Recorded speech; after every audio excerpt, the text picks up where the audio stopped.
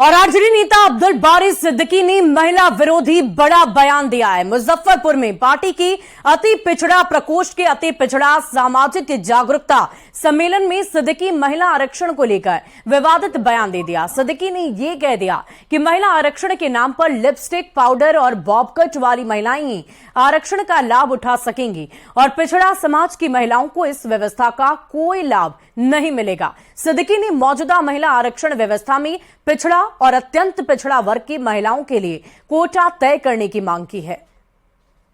अत्यंत पिछड़ा का भी कोटा तय कर दीजिए तो ठीक है। अब वरना महिला के नाम पर पाउडर लिपस्टिक वाली बॉब कट वाली औरत चली आएगी नौकरी में, तो आपके महिलाओं को हक और हुकूक मिलेगा। और अब्दुल बारी सिद्दीकी के महिला विरोधी बयान पर अब सियासी बवाल मच गया है। सिद्दीकी के बयान को महिलाओं का अपमान बताया जा रहा है। बीजेपी जहां बयान का विरोध कर रही है, कांग्रेस भी ऐसे बयानों से बचने की नसीहत दे रही है। राजद के लिए महिलाओं को अधिकार देने का मतलब तो सिर्फ और सिर्फ कभी राबड़ी देवी को मुख्यमंत्री बनाना तो कभी मीसा भारती को संसद बनाना है। अब सिद्दीकी साहब बेहतर होगा अपनी महिला नेत्रियों से पूछ दें कि क्या बाल कटवाना या लिपस्टिक और स्नो पाउडर लगाना अपराध है।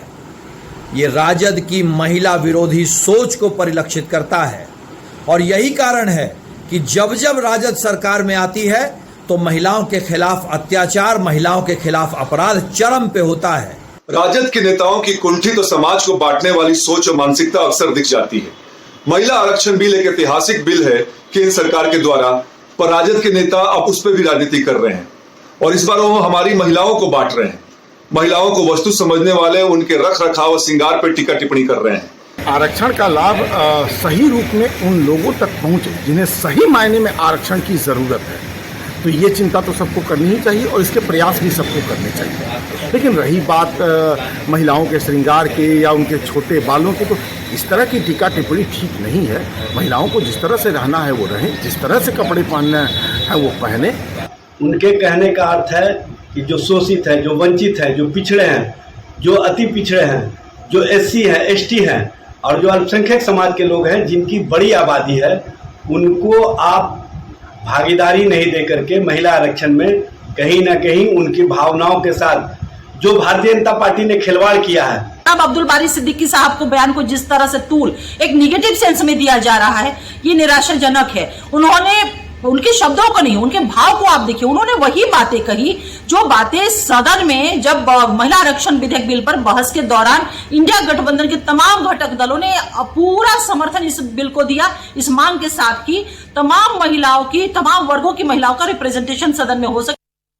और सिद्दीकी के महिला विरोधी बयान पर एक बार फिर सियासी घमासान मच गया है। दरअसल आरजेडी नेता अपने बयानों से पार्टी का नुकसान कर रहे हैं। अभी मनोज झा के ठाकुर वाले बयान पर सियासत थमी ही नहीं है कि अब्दुल बारी सिद्दीकी ने महिलाओं पर विवादित बयान दे दिया। मनोज झा के बयान पर सियासी बवाल मचा ही था कि अब सिद्दीकी ने अपने बयान से राजनीतिक विरोधियों को एक और अहम मौका दे दिया है। आखिर आरजेडी नेता अपने बड़बोले बयान से बाज क्यों नहीं आ रहे?